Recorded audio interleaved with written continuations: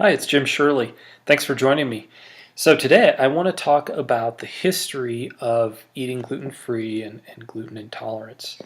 So, eating gluten free actually goes back a long ways. And, maybe what we term eating gluten free isn't the right way to position it, but the knowledge that there were people who had some condition that related to the foods they ate, and that being wheat-related foods, dates back as early as 1500 BC, maybe even further, but just in terms of what scientists have been able to find in record books and in documented written works. So, of course,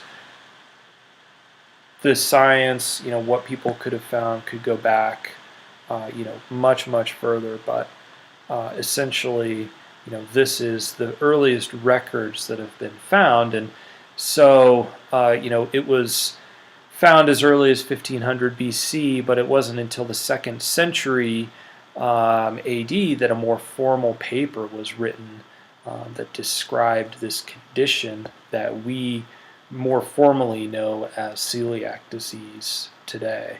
So gluten intolerance has been around a long time, and it's possible that it dates back even further, like I mentioned, but still, that's going pretty far back, especially when you think about how far we've come with eating gluten free and the foods that are available to us just in the last couple of years. It seems like everything has happened in the last 5 years with eating gluten free, when in fact this is something that people have been dealing with, albeit potentially somewhat quietly, uh, for a very long time. So these are exciting times.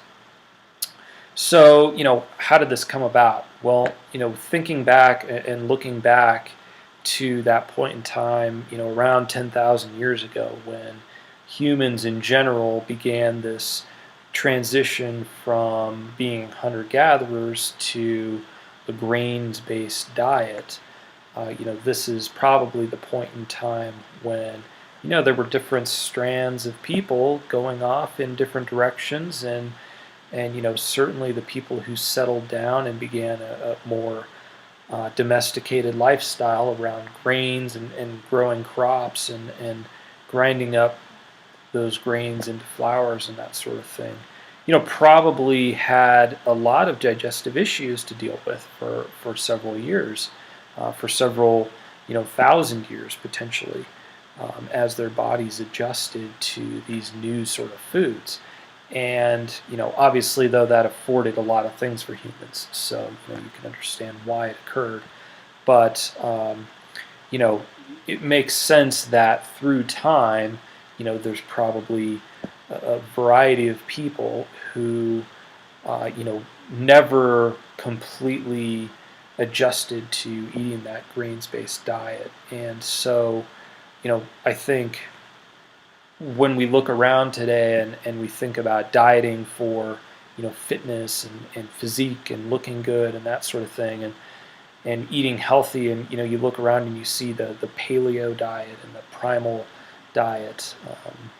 You know those are very caveman type diets, and those go back to that hunter gatherer time period. And their premise in both paleo and primal is that, and I'm obviously summing this up in my own words, but the premise with those is that our bodies never fully adjusted to eating grains, and they cause all sorts of problems for us because genetically we just haven't basically evolved in such a way as to process so many carbs, and grains-based diets are very carbohydrate heavy foods. And so that leads to the proliferation of obesity and people being overweight and all sorts of other problems, including things like celiac disease, and gluten intolerance. And so, those paleo primal, diets really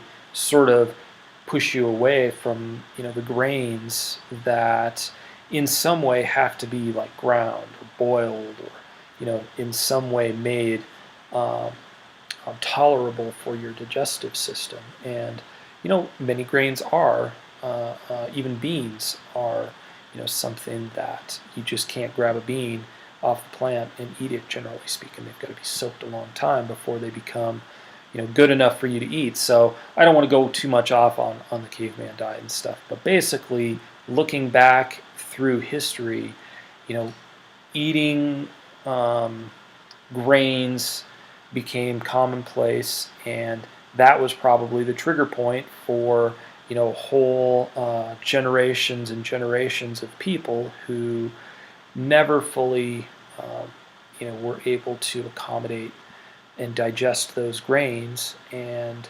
that manifests itself as celiac disease or gluten intolerance or any number of other types of situations. And that when we look back, we can also see that potentially eating gluten-free is something that helps us feel better and be healthier, potentially moving away from grains completely, maybe something that's interesting for people to consider as well. So, that's kind of the history of the gluten-free diet.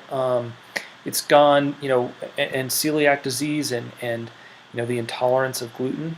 It goes back a long ways. Kind of makes sense why it occurs and why that condition exists. And I'll go ahead and wrap up the video here. I hope you found it informational.